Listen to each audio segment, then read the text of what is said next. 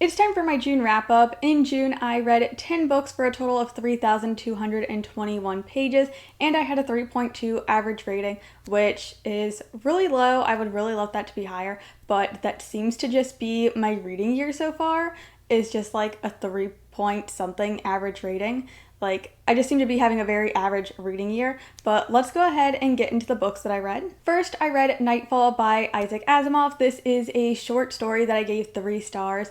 It is a really interesting one. I've been really enjoying exploring Asimov's works, but this one is following this society that lives on a planet that has multiple suns, and they've never experienced darkness in their lifetime, and all the scientists are talking about the phenomenon that's going to happen where all the suns are eclipsed and the world is going to be in total darkness for the first time ever. And so all the people that we explore in this book are talking about the effects that are going to come from the society being in total darkness when they've never been in darkness before. And it was just really fascinating seeing how different people viewed what was happening.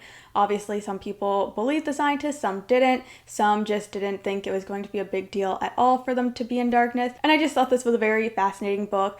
As with like short stories, I always want them to be a bit longer, a bit more fleshed out. But for a short story, this was pretty good and I would recommend it. But yeah, solid 3-star read. Next, I read Children of Strife by Adrian Tchaikovsky. This is book 4 in the Children of Time series. The first 3 books in the series are some of my absolute favorite sci-fi books ever. I love this series so much.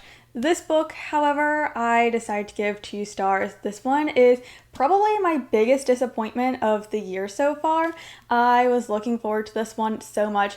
I love the way Adrian Tchaikovsky writes such interesting worlds with such weird alien creatures and how they evolve. I find all of that super fascinating. This one, as with all the previous books in the series, we are following some of our core characters, but we are adding on a new cast as well. The cast of characters keeps getting bigger and bigger, and with this one, I just think that was kind of its detriment. You can only add so many characters to a world and to a story that you're following before it gets too much, and the new characters that were introduced in this book, I just didn't think were fleshed out that well. We are following a team of scientists, and at the start of this one, it is happening alongside the start to book 1, Children of Time. This is book 4, so there's only so much I can say without spoiling the series. But we are following this crew who is basically rivals to the original crew of Werner Kern. And so I do think that part was interesting, seeing this sort of rival team and what they were up to alongside what was happening in the rest of the series. But I think that cast was a little too big. It took me till like the end of the book to actually be able to differentiate between all these new characters that we had. And a lot of this book and a lot of the way it talked about the evolution, specifically around bugs, I was just really bored by. I didn't care about it at all. I thought a lot of those scenes were extremely repetitive, and I was only really interested in the story when we were back with the previous characters that we read from in the previous book. So yeah, this one was just a really big disappointment for me. I'm unsure if I will continue reading the series or if I'm just going to pretend this was a trilogy and that none of the other books happened. But yeah, I don't know. I might at least try the 5th book in the series when it comes out, probably from the library, but yeah, this one is a big disappointment for me. Next, I read The Poisoner by IV Ophelia. I gave this one 2.5 stars. I did buddy read this with one of my friends. This is a dark historical romance. We are following this woman who is a poisoner. She's an apothecary, but she also deals in poison and helps women poison bad men. And she ends up getting caught up with this guy who is not totally human, and he's known for killing people, and they basically end up having this relationship. A lot of things ended up happening at the end that was it was something. The ending was something. I don't know how to feel about it.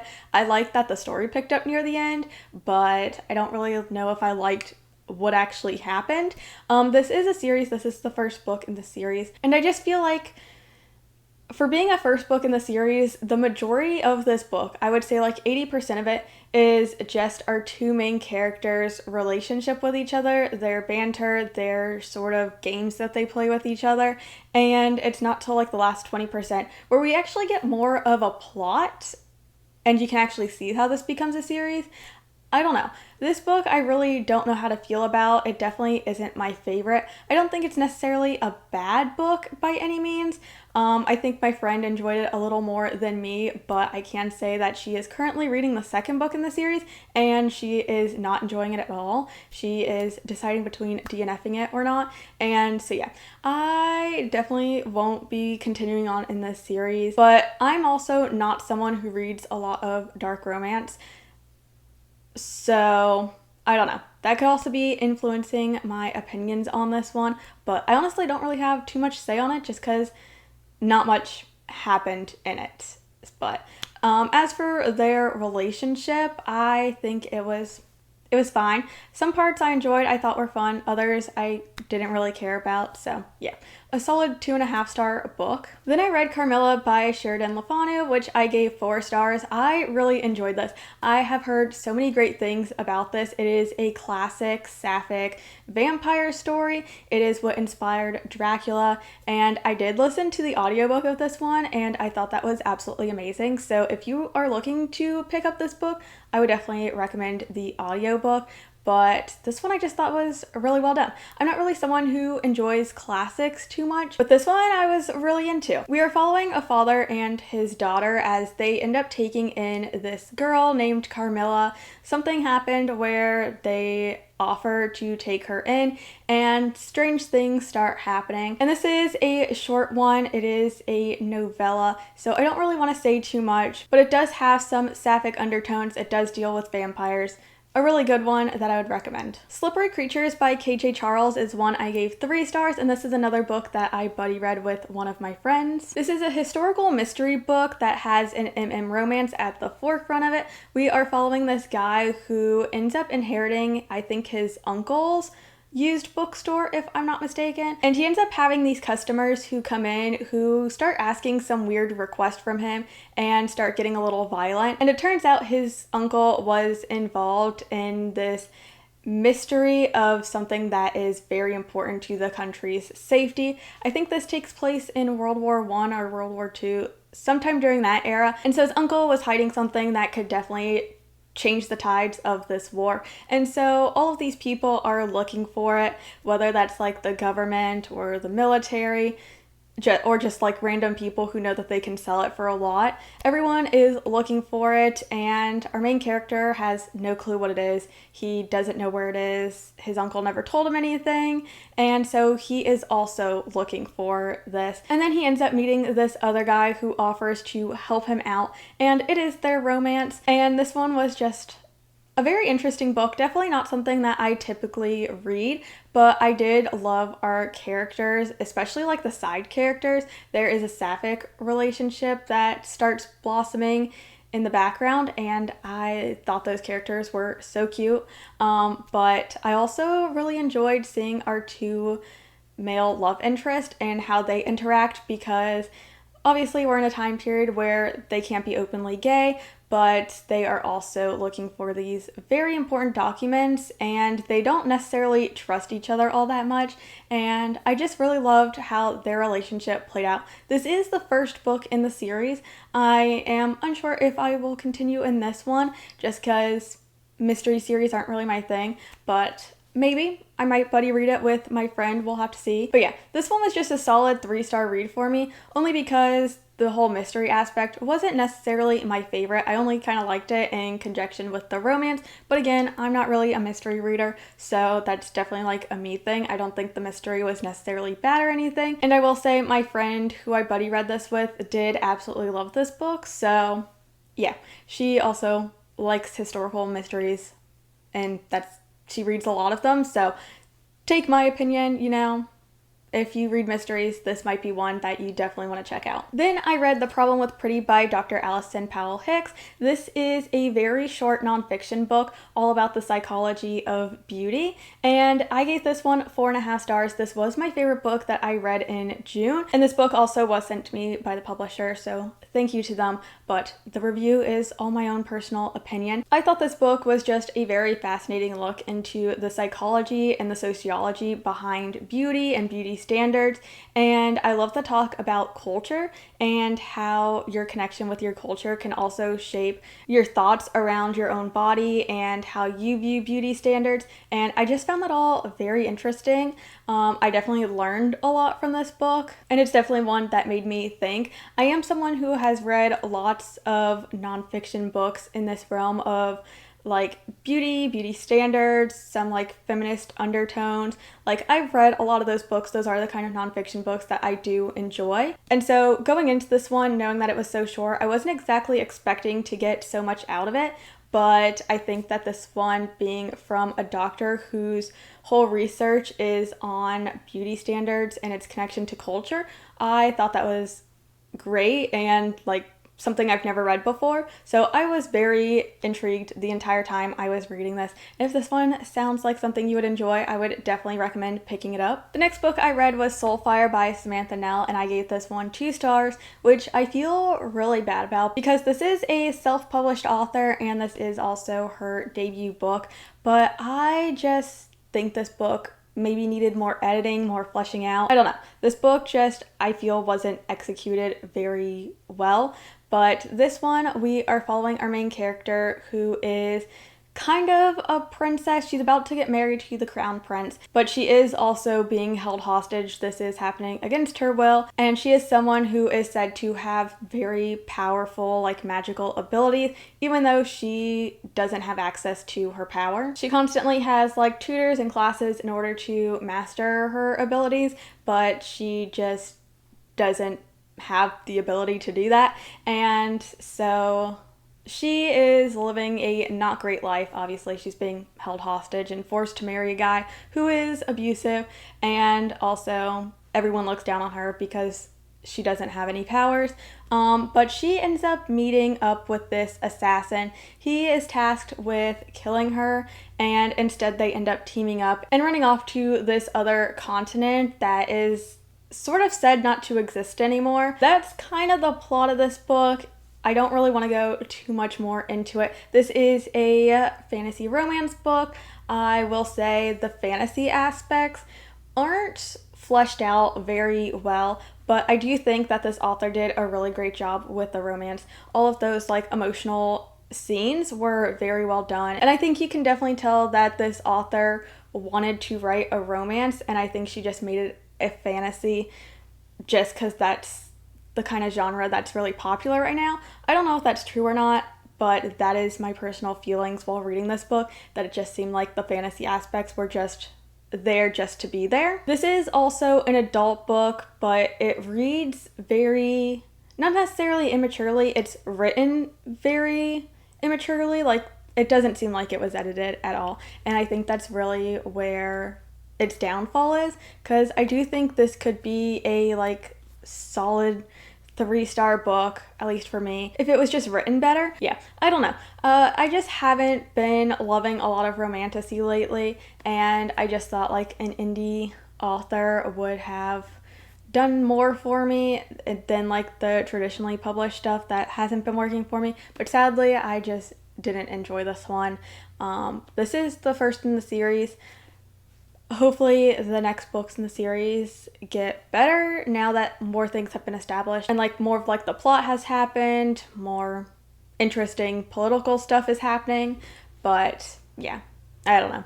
Definitely not my favorite. The next book that I read was Katabasis by RF Kuang. I finally managed to get through this chunky one.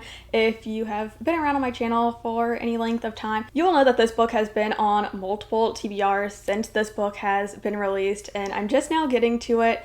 But I love RF Kuang. I love the way her brain works and the way she comes up with ideas for books. And this one was a 3-star read for me, which is also what I gave Babel, which sort of has the same sort of themes. And that's a dark academia book with like these fantasy elements. And Katabasis specifically is following our 2 main characters who travel to hell together in order to bring their professor back from the dead. They need to bring him back because he is basically their key to getting a job and getting any sort of recommendation, because he's who they've been working with for years. And so I think that's like a very interesting and different concept for a book, and these two characters are definitely not the best characters. Specifically, our main character Alice, she is definitely an unlikable character. The things that she's done, the way she, I guess, is sort of bonded in a very negative way to her professor. There's definitely a lot of abuse that has happened. This book talks a lot about the love of academia and also the way it can make you obsessive and do things that are maybe not morally correct. And I really just enjoyed like the whole dichotomy of that, of our main character both loving and hating her schoolwork and wanting to be a researcher, but also hating the things she has to do in order to get there, and the way she sort of has to push herself past her limits. I don't know, I thought that was really well done, the whole themes and ideas behind this book. But I also think that this book was way too long, way too drawn out. This whole book is set in hell, and we're going through all the different levels of hell along with these characters and seeing how they progress through hell in order to try and find their professor. And there's just certain parts that I felt were too drawn out, too maybe repetitive in the way that they're thinking about things, and I feel like it got boring in parts. And this book is definitely more of a character-driven story than a plot one. The plot, I already told you, it's just these characters going to hell to find their professor. There's not much else to it besides that. We are just getting these characters sort of talking to each other, their memories, and just how they ended up in this situation, and how they used to be close friends and then they pulled apart because they ended up becoming these rivals, and just exploring their whole relationship with each other. I think if you like dark academia, you'll enjoy this book. A solid 3-star read. I will still, of course, continue reading every book that RF Kuang writes, just because I find them so fascinating, but yeah. Solid 3-star. Alright, then I read Full Moon Rising by Ruby Dixon, and after finishing this one, I also finished By the Horns by Ruby Dixon. This is a duology. The duology is called the Artifactual Guild, I think is what it's called, but it is just made up of these two books. And so I'm going to talk about them together just because I gave both of them 4 stars, and they sort of have the same plot. They're in a series together, so yeah. But first, I do want to show you guys this beautiful edition that I have of this book, just because I have to show it off. I think it's stunning. It does have these really beautiful end papers as well. But this is a historical fantasy book that does have a romance in it.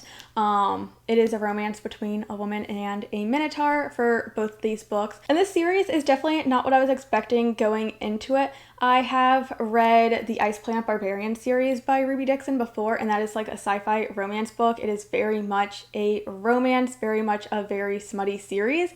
This one, I would say, is not as much. I would say this one has a much larger focus on the fantasy aspects. There is obviously a romance and there are smut scenes, but I wouldn't say that is the biggest focus of the story. Like, I think Ruby Dixon did a great job of balancing both the fantasy and romance aspects to it. And I know I just finished saying that romantasy has not been hitting, but this was a good series. So yeah, this is an indie author, so I got something right with that. But maybe I just needed like a monster romance kind of romantasy. I don't know, but this series really worked for me. We are following our main character in this one. Her name is Aspath, and in By the Horns, her name is Gwenna. These two characters are best friends.